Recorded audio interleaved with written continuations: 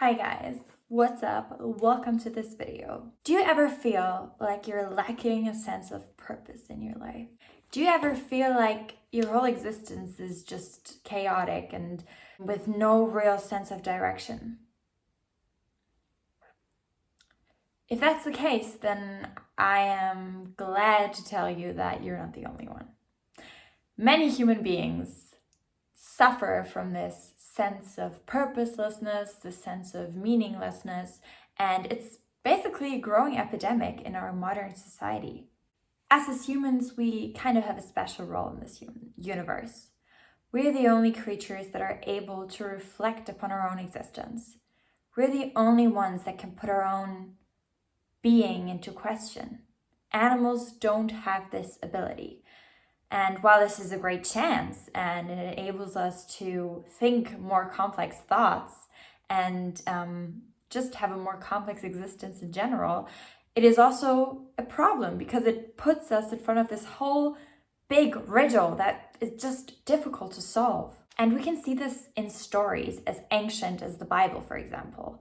Ever since human beings were able to write, they wrote about finding meaning. So many stories are about protagonists that seek out or that go out into the world to find something. And it usually is a metaphor for meaning. Take, for example, Noah in the Old Testament.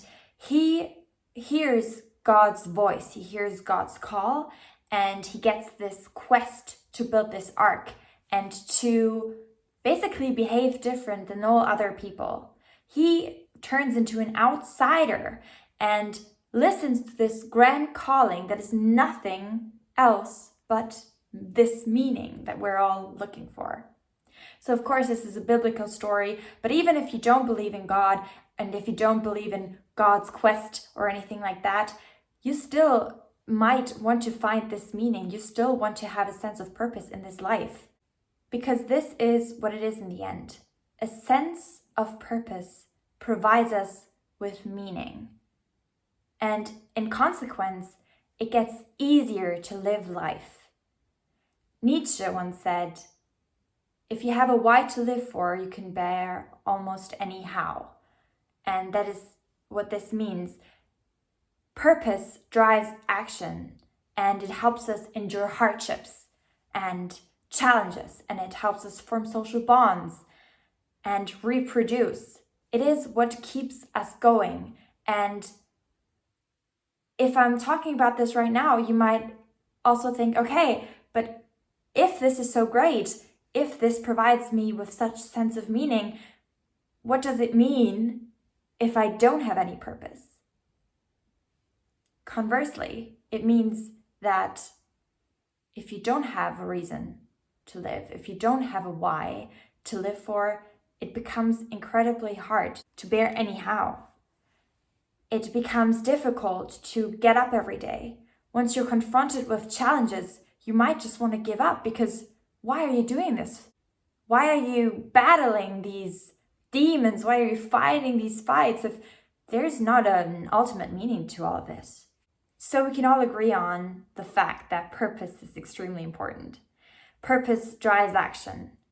So we can all agree on the fact that purpose is extremely important.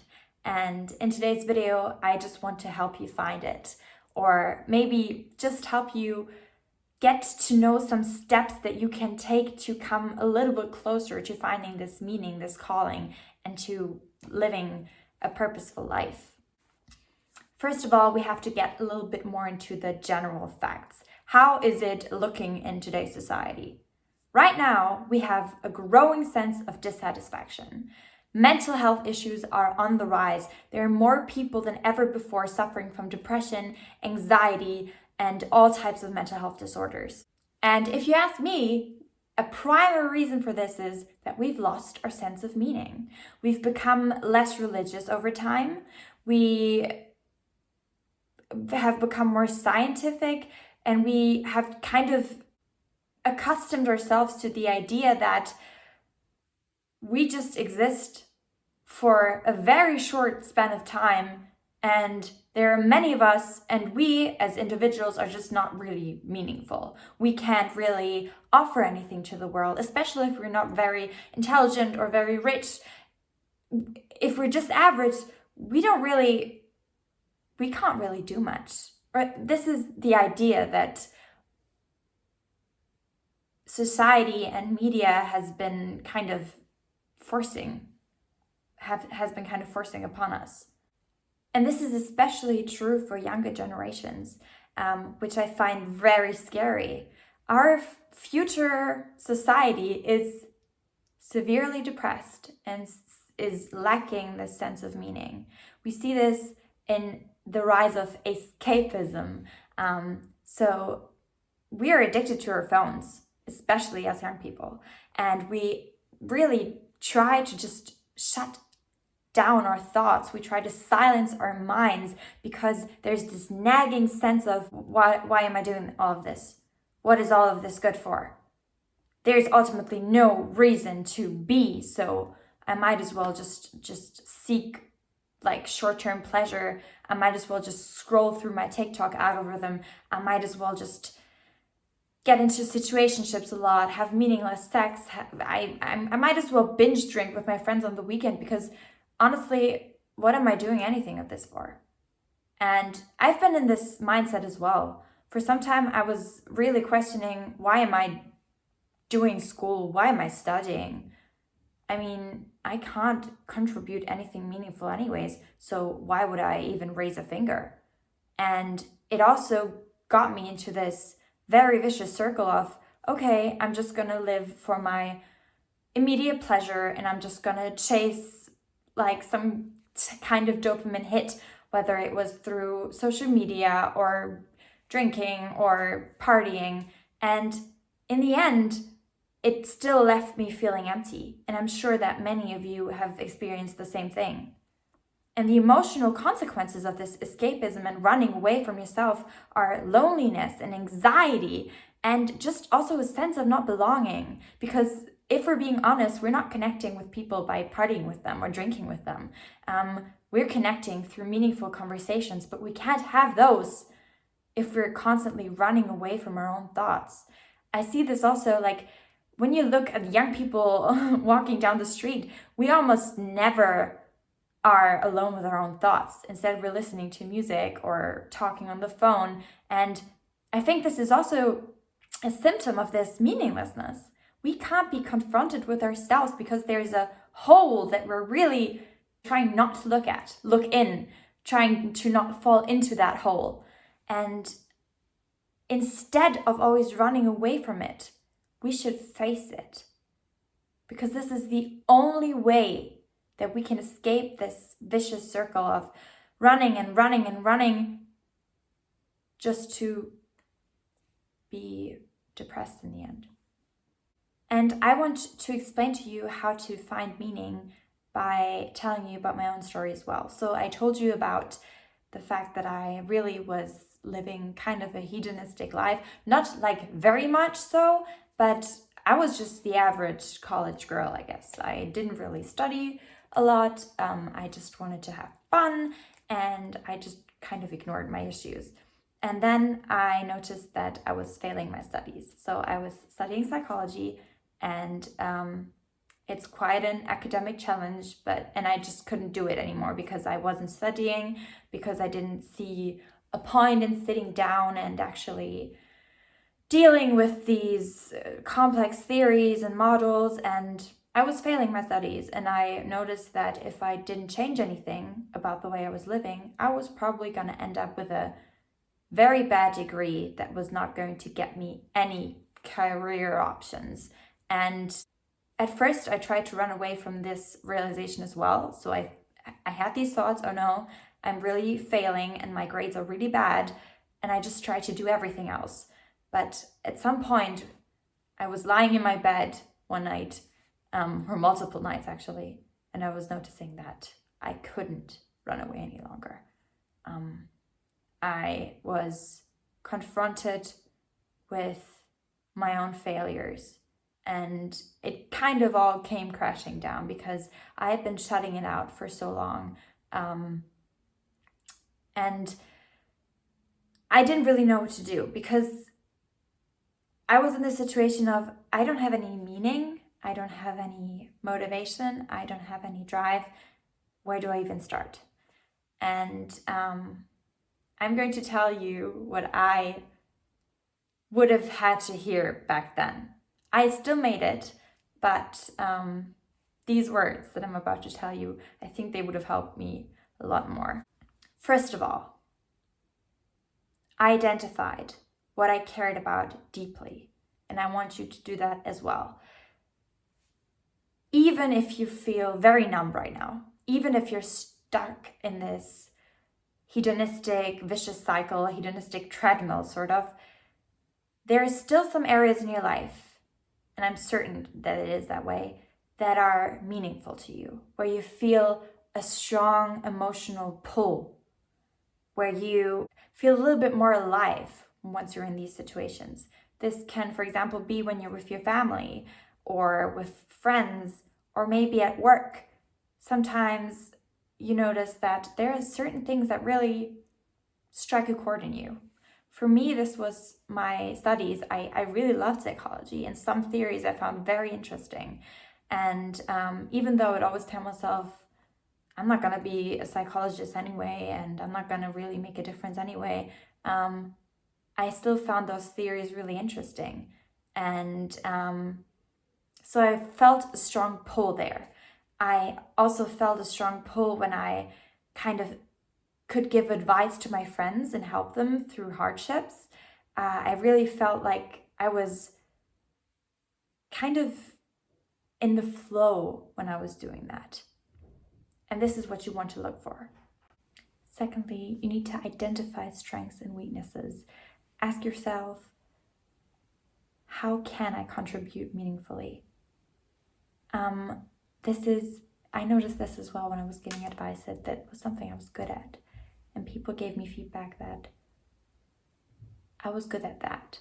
And this is what you want to look for. What has always come easy to you? What are your abilities? What are your talents? This is something you have to look deeper into as well. And also what I would really recommend you is journal about that. Journal about experiences that felt meaningful. Experiences where you felt a strong emotional pull, and experiences where you felt as though you were competent. The first step is to take responsibility for something important. So, for example, you could pick up a job or, help your parents do something or help friends. Just take responsibility for something that is greater than yourself. You could also get a pet. This is also a great way to add some meaning to your life. Meaning does not happen in isolation. Meaning is usually connected to other people. When you choose this responsibility, make sure to choose this responsibility in an area of your life that aligns with your value structure. So don't pick up a job in, say, the meat industry if you're vegetarian. Pick it up in an area where you really feel like that is something you want to work on, that is something that is connected to you in some sort of way. And what is important here is that you shouldn't overload yourself immediately. You're going to notice that once you start picking up responsibilities and getting out of this rut, you become stronger, and you might get euphoric and want to do more and more and more, but you really have to notice that this is a gradual process. It's a gradual buildup of tasks and things that you do. So this is not an immediate restructuring of your whole life, but rather like a gradual buildup. And along the way, you should really identify tasks that align with your values and tasks that don't align with your values. And those that don't align with your values, you should let go, because we don't want anything interfering with this process of finding meaning. Of course, if you have a job and the tasks or the work that you do is not aligning with your ultimate meaning, you don't feel an emotional connection to what you do every single day, but you're still dependent on that job, you shouldn't quit it. You should only quit it once you have an alternative that actually aligns with your values. But gradually try to fill your day, try to fill your life with experiences and tasks and responsibilities that align with you as a person. This does not just apply to responsibilities or jobs, this also applies to connections, because those especially shape your sense of purpose. A lot of meaning happens in interaction, and you can't really discover your purpose in isolation. We as humans, we're social beings, and meaning is always going to be connected to relationships. So those relationships that don't feel meaningful, where you can't be yourself, where you feel as though you're wearing a mask, let those go, because these don't help you discover your sense of purpose. When you have people around you who lack the sense of purpose, who are kind of cynical about their own life, these people are going to hold you down, and you can't get out of this rut once you still have them around you. They are going to affect you negatively. So let those people go, even though it means that you're going to be alone for some time.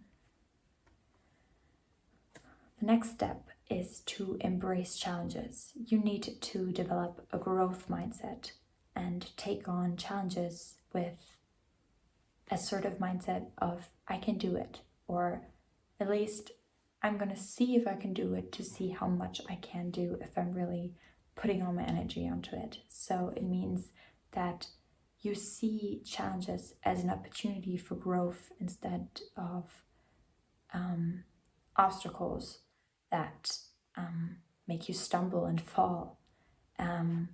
So even struggles should become part of this greater purpose. If you frame it that way, if you see struggles as a chance to grow instead of an obstacle, these struggles are going to help you build resilience and are going to ensure that you stay on this path of purpose. In the end, these challenges are learning experiences that prove that we can adapt and persevere even in struggle.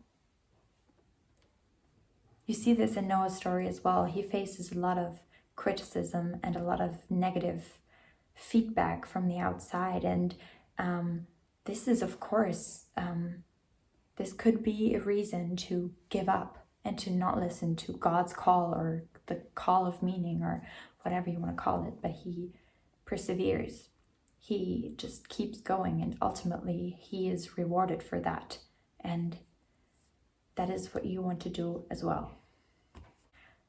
In the end, and this is the last step, I want you to know that finding meaning is also an active creation. It really doesn't come passively. You have to follow these steps in order to find your greater purpose. And it's not like you can just take a break from this journey that you're going on. Every single choice and every single action you make is charged with some kind of meaning. And you have to take small intentional steps in every area of your life. Every decision that you make should be charged with meaning. You should always ask yourself, is this my highest version of myself that is acting right now? Or am I acting out something else? Am I acting as if life is meaningful, or am I acting as if life is nothing but a waste of time? And through that, once you really question every single action you take, you're going to notice that your choices have significant consequences, not just for you, but for people around you. And that every single choice you make is connected to some kind of greater meaning. To sum it up, purpose is about meaning, contribution, and living authentically. And most importantly, finding your purpose is a journey and not a destination. It's a lifelong quest that you can intentionally choose to go on. If you feel the need to go back to this video and review the steps, do so. Sometimes we get a little bit lost on our journey to meaning and we fall back into old hedonistic patterns, but this should not be a reason for you to give up, but instead to re-navigate and go back and continue your journey to meaning. Thank you guys so much for watching. Subscribe to this channel if you like this video. Share this video with people who you might feel would profit from this message. And I see you guys in the next video. Bye.